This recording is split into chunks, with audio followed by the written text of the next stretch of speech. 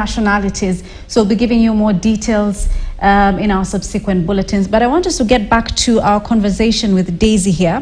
And of course, we're talking about women in governance. Just briefly, maybe just touch on some of the policies and initiatives the government is doing and you'd want them to do to make it better for women in the country.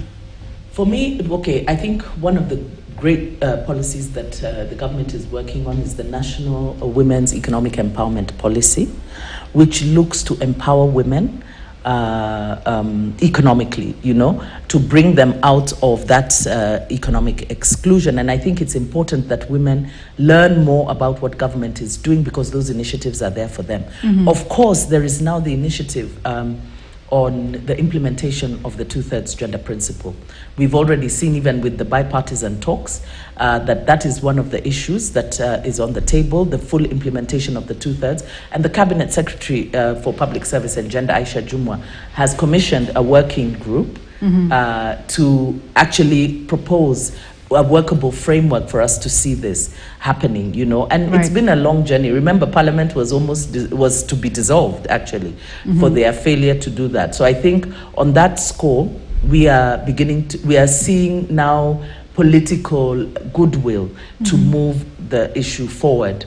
So I do think that these are good policies because politics is putting women in the center of change, in the center of development, in the center of budgeting. Economic empowerment is helping, even at the household level, to alleviate the economic hardships, but also to move women to a better economic space. I want us to wrap up with you, of course, telling us about the convention that is supposed to be happening tomorrow on the inclusive governance that is dubbed Sote Pamoja. Tell us about that.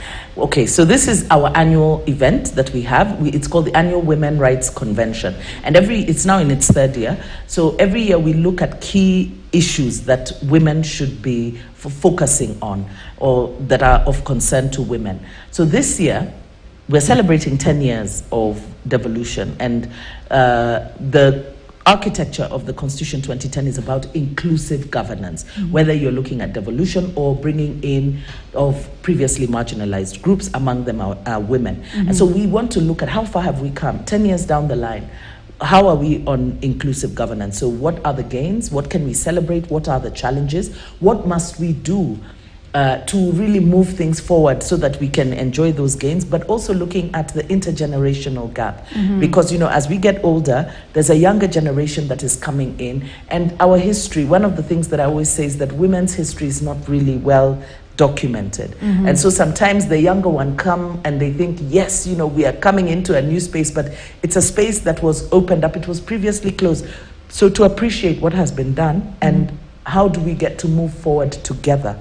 All hands on deck, men included. Right. And I hope that you will be there. I will do my best to be there. Thank you so much for your insights. That is Daisy Amdani. She's the Executive Director of Crown Trust. We're talking about, of course, women in governance. I want us to take a short commercial break here on News Center. We'll be back with more. Stay with us. Stay with us.